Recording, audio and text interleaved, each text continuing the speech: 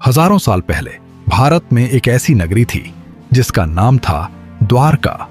कहा जाता है कि ये भगवान श्री कृष्ण की राजधानी थी, लेकिन एक दिन ये पूरी नगरी समुंदर में समा गई। सदियों तक लोग इसे सिर्फ एक कहानी समझते रहे, लेकिन 1980 के बाद गुजरात के तट के पास समुद्र के अंदर कुछ ऐसे सबूत मिले जिन्होंने इस कहानी को सच बना दिया।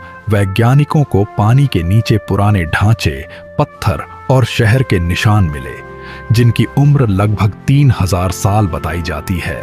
तो क्या द्वारका सच में थी या इसके पीछे अब भी कोई बड़ा रहस्य छुपा है? वैज्ञानिकों को यहाँ पत्थरों के ऐसे ढांचे मिले जो हजारों साल पुराने लगते हैं। कुछ रिपोर्ट्स के अनुसार ये जगह द्वारका से जुड़ी हो सकती है, लेकिन सवाल अब भी वही है, क्या ये सच में श्री कृष्ण की नगरी है या सिर्फ एक संयोग?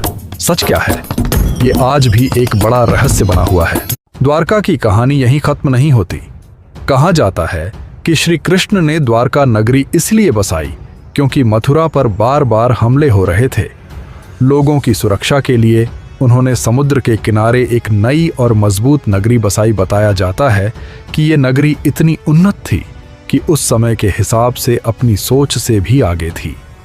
लेकिन सबसे बड़ा सवाल ये है, अगर द्वारका इतनी शक्तिशाली थी तो ये समुद्र के नीचे कैसे डूब गई? क्या ये प्रकृति का खेल था या कोई और छुपा हुआ रहस्य? सोचो, अगर द्वारका इतनी विकसित थी तो आखिर वो समुद्र में डूब कैसे गई? ये सवाल आज भी लोगों को सोचने पर मजबूर कर देता है।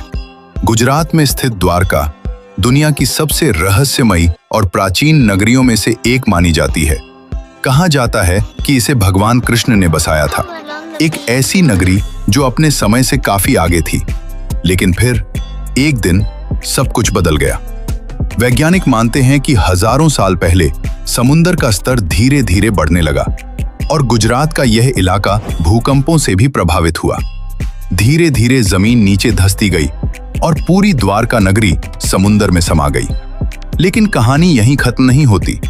धार्मिक ग्रंथों के अनुसार जब भगवान कृष्ण ने पृथ्वी को छोड़ा, तब समुद्र ने द्वारका को अपने अंदर ले लिया। कहा जाता है ये सिर्फ एक हादसा नहीं था, बल्कि एक युग का अंत था। आज भी समुद्र के नीचे द्वारका के अवशेष मिलते हैं, जो ये इशारा करते हैं कि ये कहानी सिर्फ एक मिथक नहीं, बल्कि कहीं ना कहीं एक सच्चाई भी हो सकती है। तो क्या द्वारका का डूबना एक प्राकृतिक घटना थी या फिर भगवान कृष्ण की कोई दिव्य लीला? आप क्या सोचते हो? कमेंट में जरूर बताना। और ऐसी ही रहस्यमयी कहानियों के लिए चैनल को फॉलो और सब्सक्राइब करना मत भूलना।